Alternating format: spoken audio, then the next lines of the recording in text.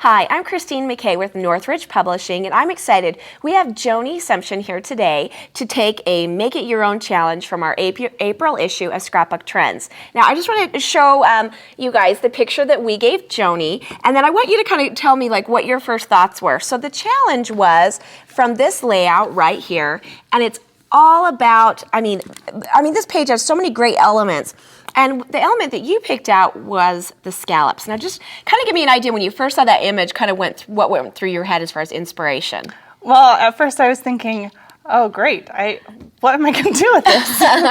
Because I'm not a paper crafter. So I thought I need to do something with those scallops because they're adorable, really. And I started thinking I could do it like an owl feather kind of front. And then I thought a bag for my daughter. I don't know, just and random trains of thoughts. Yeah. But see, I love that. And that's one of the reasons why we do the Make It Your Own challenge is because in all of our magazines, there's just so many great projects, and it's not necessarily about recreating that project. It's about something that sparks that imagination. Right. And isn't it funny how your mind just kind of goes from one thing to another? And when you're done, you're going to have this owl bag that doesn't really look anything like that scrapbook page, but that is where the inspiration comes from. So let's kind of walk through this just absolutely adorable bag and how you can recreate that. Okay, so first I just decided to use up some of my husband's old sweaters that may or may not have gone through the wash and shrunk.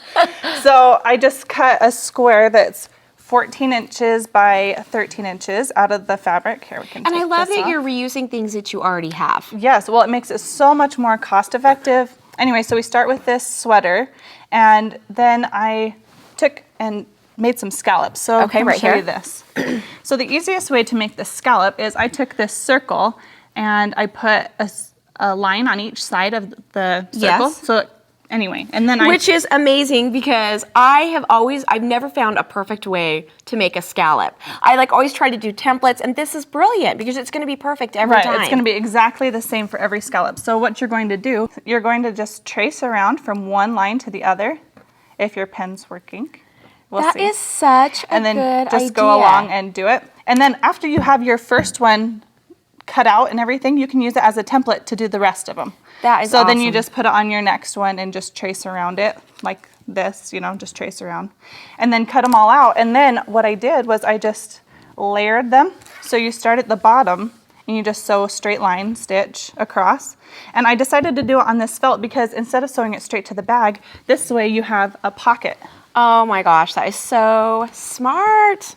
I love that. So anyway, after you get the scallops all put on there and you'll put it on your bag, you also have little, you cut out the wings. And do you just come up with this pattern in your own head? Do you try it out with paper first, or do you just kind of measure and go? I kind of just did it, fly by the seat of my pants is what I usually do. So and I'll be honest, you're my kind of girl. If there's a pattern, I'm I don't want to follow the rules. But this is so adorable. So you just kind of cut these out. Yeah, and you'll sew that on, and then you've got the eyes, which will go on, and the beak, and I'm assuming this was just all fabric that you had at your house. Yeah. Like I said, this is my husband's sweater, and this was actually going to be a pillow, but then I thought, wouldn't that be a cute little boy owl?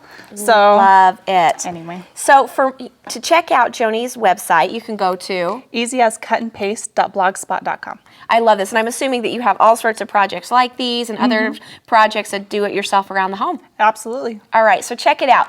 And if you haven't picked up your latest issue of April Scrapbook Trends, you can go to any craft store or at bookstores. It's on shelves right now.